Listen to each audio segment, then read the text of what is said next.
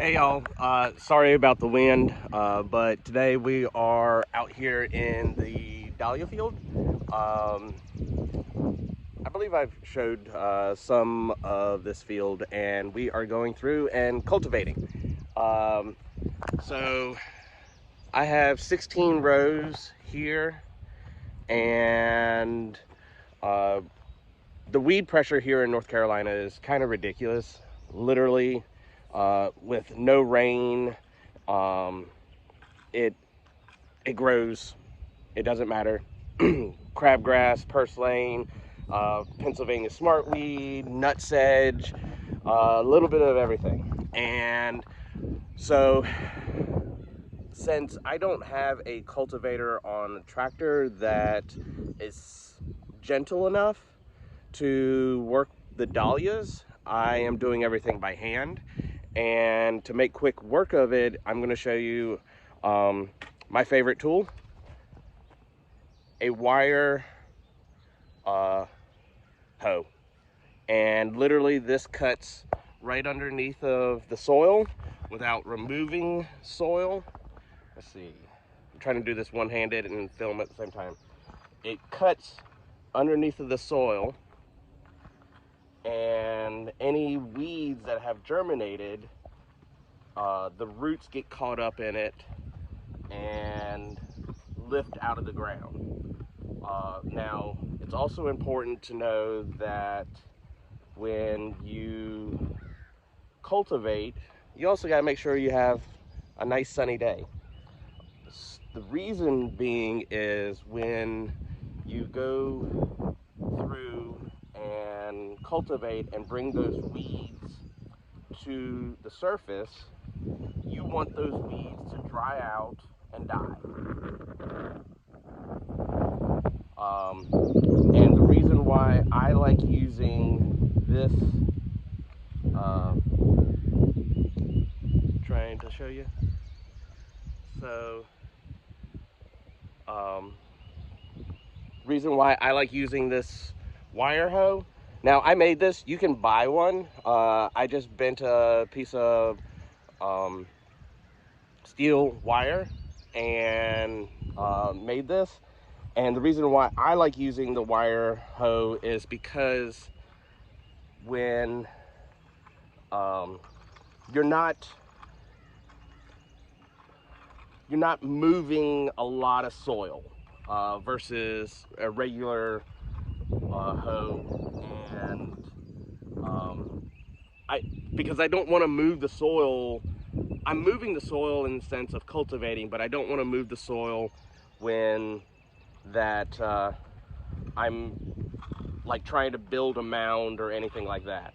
So it's real simple,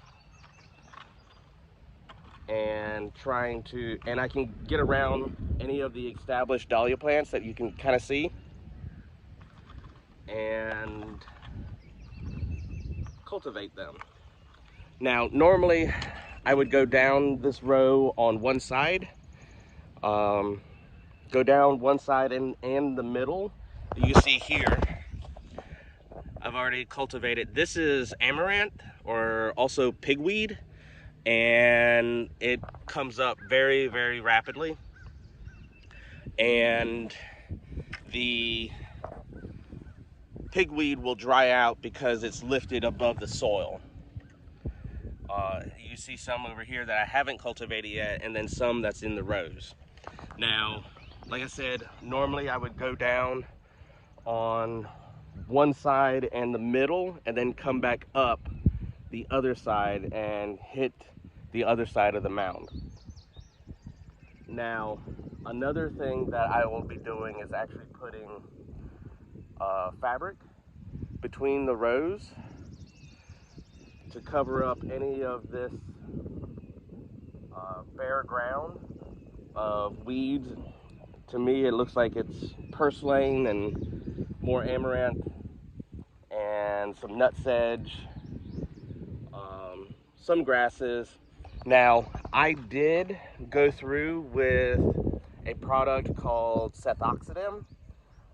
It's a specific herbicide that only targets grasses, and the amount of it is that I used in this entire field, which will catch most of the grasses. The amount that I used this entire field was 4 ounces, which isn't a lot, but it takes a while for the sethoxidin to actually work.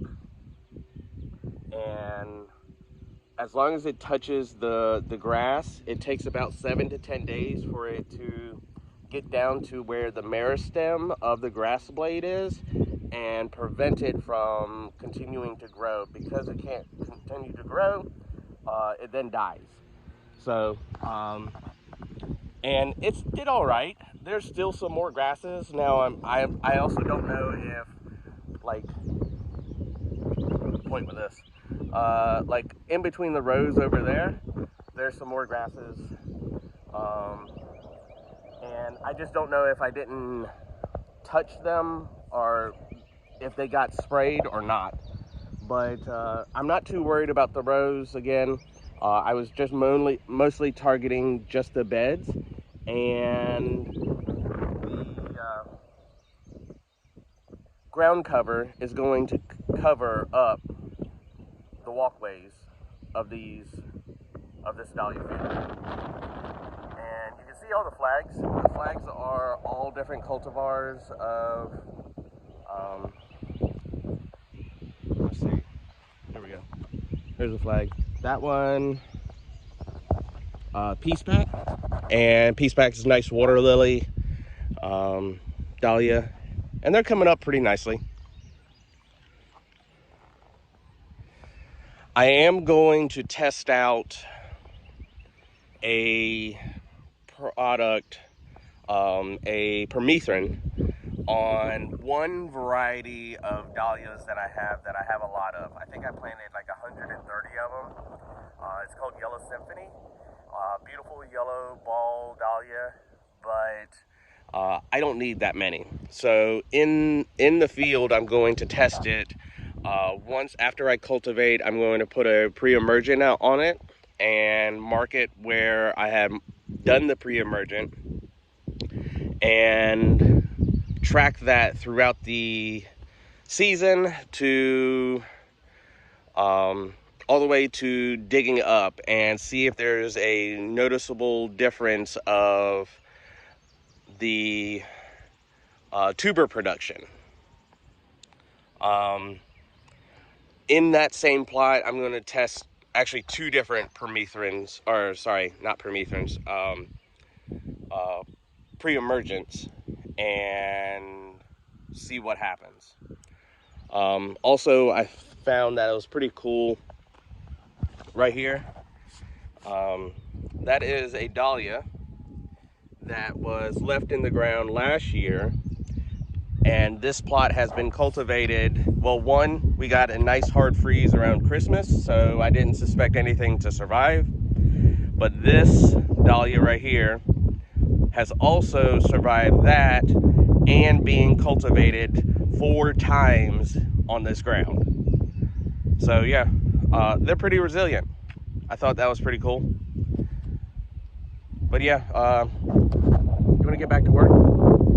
If you have any questions, feel free to ask, and I'll talk to you all soon.